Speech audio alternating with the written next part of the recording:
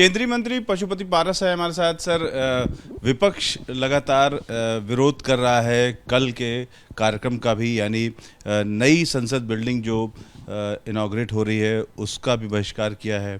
आज नीति आयोग है की बैठक थी 8वीं गवर्निंग काउंसिल की, उसमें भी नीतीश कुमार नहीं आए। किस तरीके से ले रहे हैं इस पूरी? देखिए, विपक्ष का जो सोच है वो नकारात्मक सोच। कल नए संसद भवन का उद्घाटन होगा। ये ऐतिहासिक काम कल हो रहा है माननीय प्रधानमंत्री जी के द्वारा। आज़ादी के 75 वर्ष के बाद नया संसद भवन का निर्माण हो रहा है और संसद भवन लोकतंत्र का मंदिर है। लोकतंत्र के मंदिर में पूजा करने के लिए सबको अधिकार है जाने का, चाहे किसी भी जात धर्म के लोग हों, कोई भी लोग हों। और ख़ास करके जो विपक्ष के देश के लोग हैं, विपक्ष के नेता लोग हैं, वो जानबूझ करके ईर्ष्यावश कि इसमें प्रधानमंत्री जी का नाम ऊपर चला जाएगा, इतिहास में प्रधानमंत्री जी का नाम लिखा जाएगा, इसलिए विपक्ष के लोग इस बहाने 2024 की तैयारी में यूनाइट होना चाहते हैं। उनकी यूनिटी है नहीं आपस में। वो नीतीश कुमार जी रोज़ घूम रहे हैं, पूरे देश में घूम रहे हैं, लेकिन आप देखिएगा तो ममता बनर्जी का अलग है, अरविंद केजरीवाल जी का अलग है, केसीआर का अलग है, शरद पवार जी का अलग है। इस ढंग से अलग अलग ग्रुप में लोग बटे हुए हैं। और जो विपक्ष को चाहिए था, यदि देश के प्रति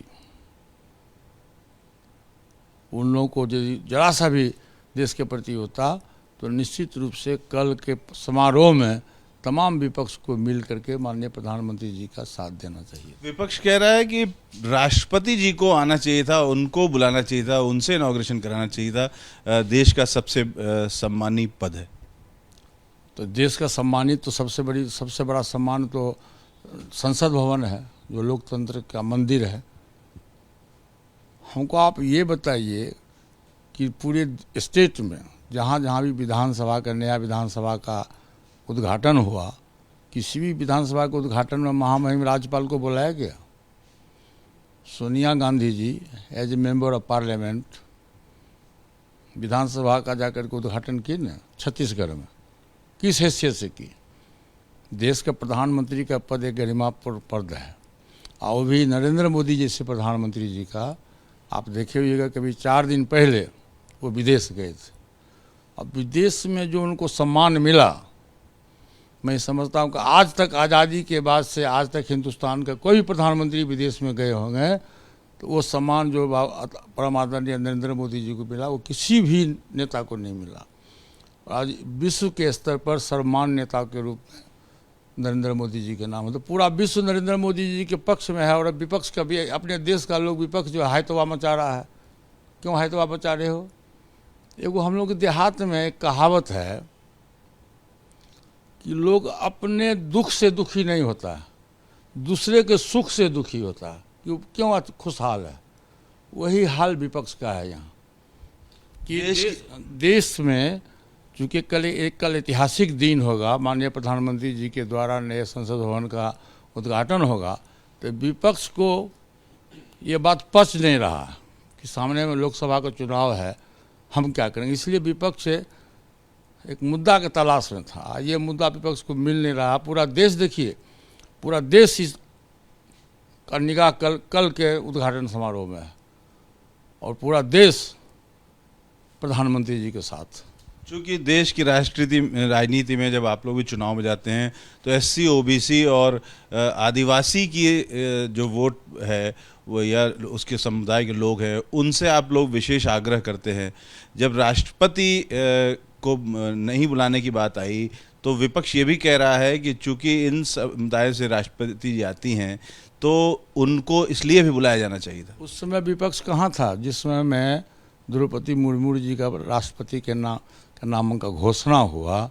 तो श्री जसवंत सिन्हा जी को चुनाव किसने लड़ाया? विपक्ष के लोग लगाया। क्या उस समय द्रौपदी मुर्मू जी आदिवासी महिला नहीं थी क्या?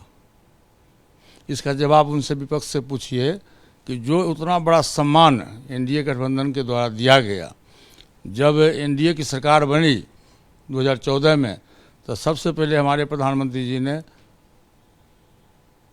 दलित समाज के लोगों को राष्ट्रपति बनाया।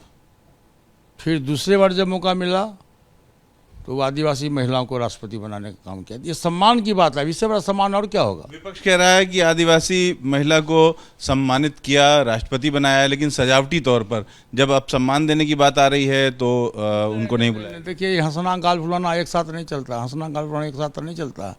आपने विरोध किया था, राष्ट्रपति के चुनाव आपने विरोध किया था, और यहाँ तक कि तेजस्वी यादव ने, बिहार के डिप्टी सीएम तेजस्वी यादव ने कहा था कि राष्ट्रपति भवन में एक मूर्ति को बैठाया जा रहा। अब 5 शब्द का इस्तेमाल किया था। उस समय आपके विपक्ष के कहाँ चला गया था। इसलिए ये नहीं चलेगा, हंसना और गाल फुलाना एक साथ नहीं चलेगा। कल जो उद्घाटन हो रहा है ये देश के हित में हो रहा है, राष्ट्र के हित में हो रहा है, और ऐतिहासिक कल का दिन माना जाएगा। नीतीश जी आज नहीं आए और उन्होंने आज का जो मीटिंग थी उसमें भी नहीं आए। सरकार कह रही है कि 100 से ज़्यादा फैसले होने थे, 100 से ज़्यादा मुद्दों पर चर्चा होनी थी। तो अगर मुख्यमंत्री नहीं आएगा तो टीम इंडिया कैसे 2047 में जो एक लक्ष्य रखा गया है कि विकसित भारत हो, वो विकसित भारत कैसे पूरा होगा जब टीम इंडिया ही पूरी नहीं होगी। नीतीश जी का हिम्मत है प्रधानमंत्री जी से आंख मिलाने का।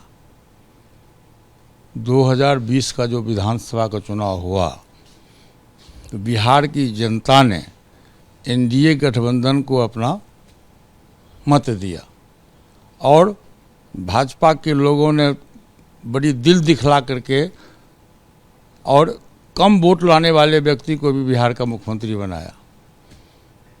और नीतीश जी बिहार की जनता से बिना पूछे हुए, बिना आदेश लिए हुए वो चले गए आरजेडी गठबंधन में। आज उनको प्रधानमंत्री से आंख मिलाने में शर्म होता है, इसलिए नहीं आए वो। इससे बिहार का विकास प्रभावित होगा। बिहार का विकास क्या प्रभावित होगा, कोई प्रभावित नहीं होगा। नीतीश कुमार जी तो बिहार का विकास कर नहीं रहे हैं। देखिए, जब 10 महीना से बिहार की जो दुर्गति है आप देख रहे हैं टीवी में, रोज़ हम लोग सुबह शाम देखते हैं। जब भी टीवी में देखते हैं तो लूट है, मर्डर है, हत्या है, रेप है, और खास करके दलित महिलाओं के साथ में रोज़ हत्याएं हो रही है, रोज़ रेप हो रहा है। तो बिहार में तो शासन नाम की कोई चीज़ नहीं है। फैक्ट बात ये है। और नीतीश जी को मैं देखता हूँ कि जब कभी वो भाषण देते हैं तो तेजस्वी जी की तरफ मुड़ के देखते हैं। तो अब वो नीतीश जी 2005 में जो नीतीश जी बिहार के मुख्यमंत्री थे, आज के तारीख में निसहाय मुख्यमंत्री नीतीश जी।